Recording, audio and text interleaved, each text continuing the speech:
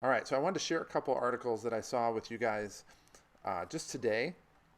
I've been reading and reading and reading for the last couple months, probably from more sources than I care to count, just looking at everything that's happening and trying to find patterns and seeing how things are going. So, looking at the stock market, we initially we were talking about having a V-shaped curve, which is like the coronavirus hits and then we immediately go back up, but that's not happening. So there was an alternative. You can either have an L-shaped curve, which is like the end of the world, where it goes down and then it just goes down and it never comes back. That's the end of the world.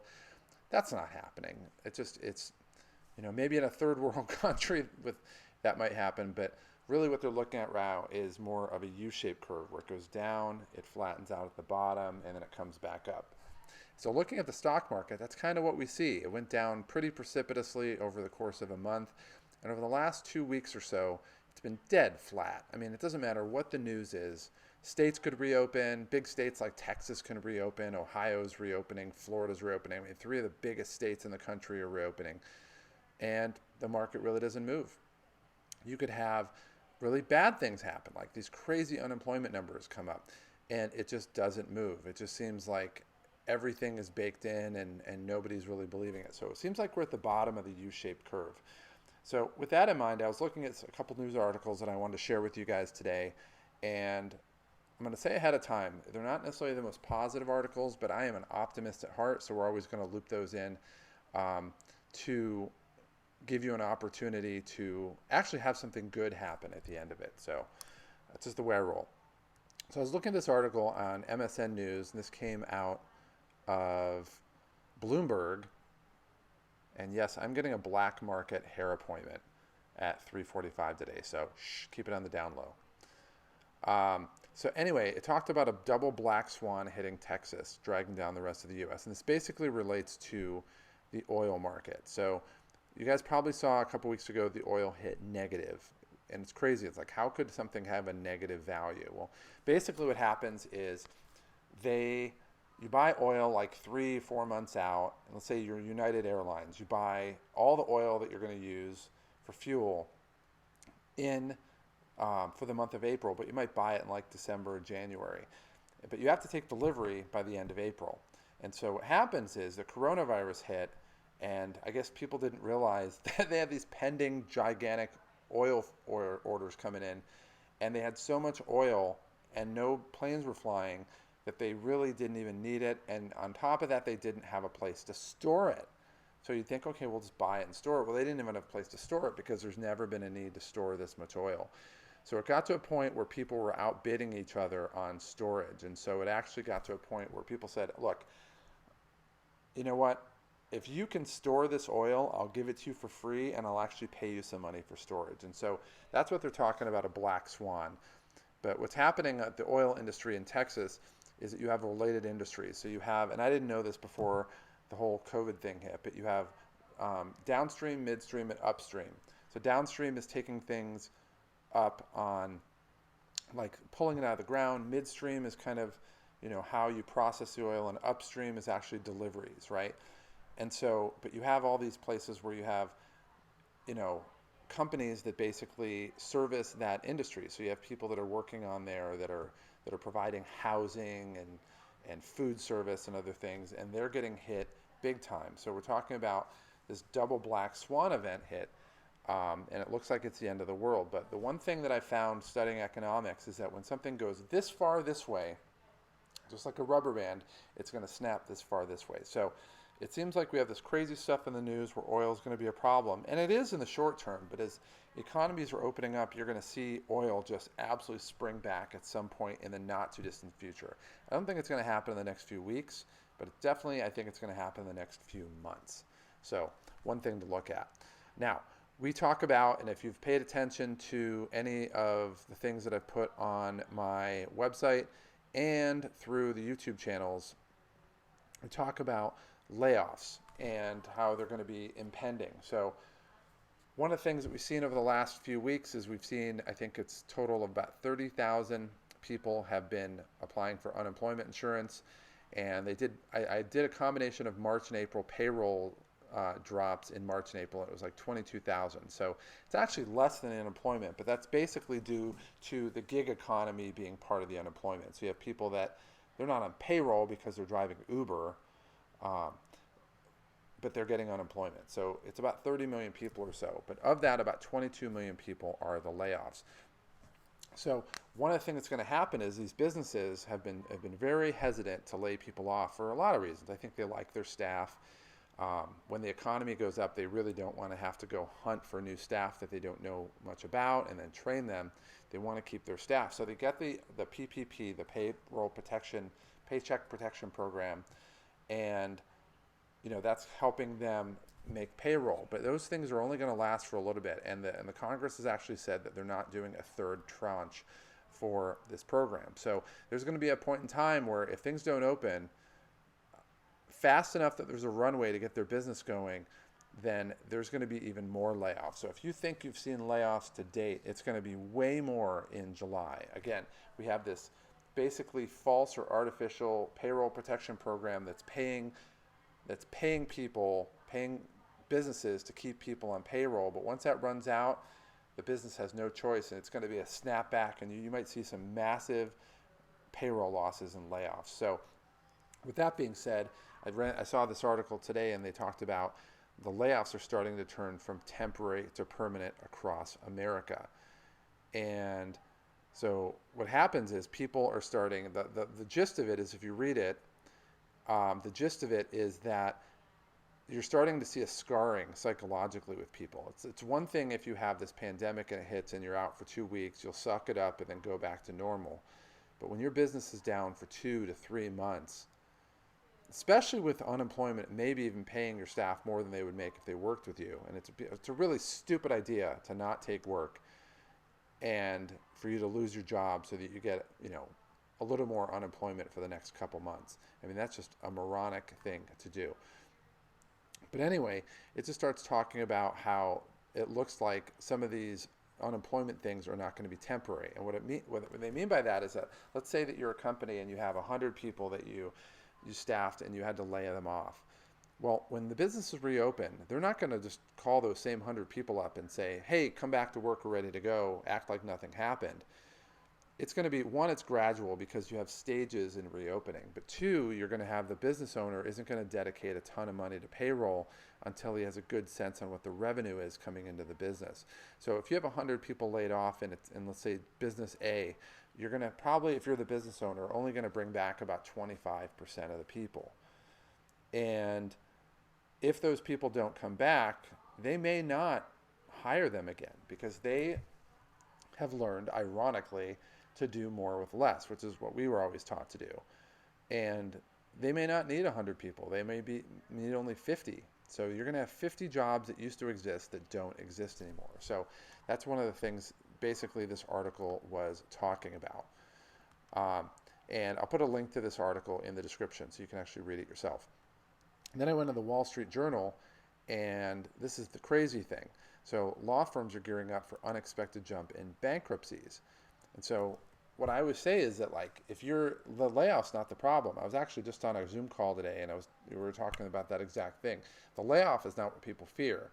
It's losing your home, having your credit destroyed, going bankrupt, breaking up with your girlfriend, getting a divorce, any number of things. But in the end, having to file for bankruptcy, which is just going to destroy you and your credit for 10 years. And it's going to make it really hard if you file for bankruptcy to apply for a job, especially if you're in a job that requires a credit check as part of your background check upon onboarding. So basically, one of the things that's nobody's been talking about in the last month or so is that law firms are sitting back because they're going to thrive on the back end. One, they're hoping that tort reform doesn't go through, which basically is, it's when you pass a law saying that a business is going to be shielded from a certain damages that might happen as a result of them running their business. So for example, vaccines, you can't sue a vaccine maker because there's actually a law that says you can't sue them. You have to go to the vaccine court in Washington, which is like one of the most corrupt things ever. But a lot of businesses are worried that if they open up and somebody gets sick, there's going to be a lawsuit, much worse even, a class action lawsuit that's going to put them out of business. So you basically have law firms that are literally waiting, these ambulance chasing lawyers that are literally waiting to sue these businesses to make money off their back, which is just scummy. I mean, it's just beyond scummy and reprehensible. But there's also law firms that deal with bankruptcy law, and they're gearing up basically to handle this massive wave of people filing for bankruptcy because they're not going to be able to pay their bills. I mean, one, they lost their job. Two, there's not a whole lot of jobs out there. And three, when the jobs do open up, you're going to have everybody that got laid off applying to the jobs additionally to the people that would have applied for those jobs anyway, even if there were no layoffs and the pandemic never hit. So it's going to put a real downward pressure on people financially. And so these law firms are gearing up for bankruptcy. So what do?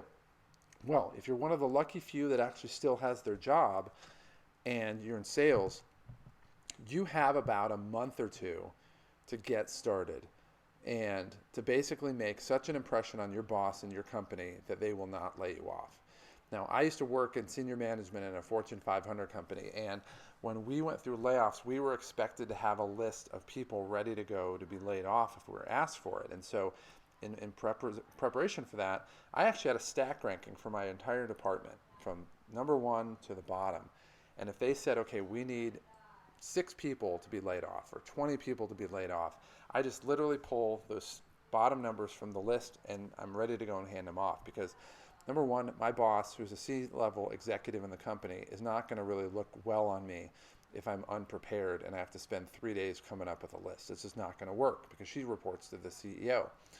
On the other hand, we're dealing with people's lives, so you have to think this out. You can't just throw a name out just because you have to give somebody a name by 3 o'clock that afternoon. I mean, you're dealing with people's livelihoods and their life and their family. So it's really important to be fair. But what people didn't realize is, and I've talked to people who had similar roles in big companies, and they had the same thing. I never even realized it until later, but we had an exempt list. And so it was a list of people that we would never let get laid off.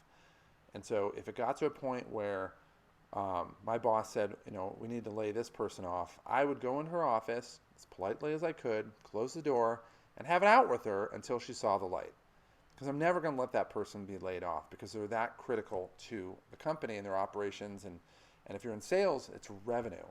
So looking at the things that are going on, and these are just a sampling of some of the things that I've been reading lately. Again, I'm the optimist. You have about 2 months. Basically, it's a time between now and when that payroll protection program ends to make such an impression on your boss and to make enough sales that your boss is going to take you off of the layoff list and put you on the exempt list. The good news is, and I have to be on my toes nowadays, is I'm starting a workshop where I'm going to walk you through exactly how to do that and how I help my team and even how the best people who are on my teams did this. They had some very common things they did. So it's a 3-part program that we're going to go through in this workshop. Number 1, how to get your phone ringing in a pandemic when a lot of people have reduced hours, they lost their job, they're on unemployment. Maybe they actually are some of the few that actually were not impacted financially, but how to get them to call you even in this time frame and get your phone ringing so that you don't have to spend all day humping it and prospecting. Number 2, when you get these calls and when you get these sales conversations, I'm going to show you exactly how to turn them into new customers and specifically how to get them to ask you to buy from you.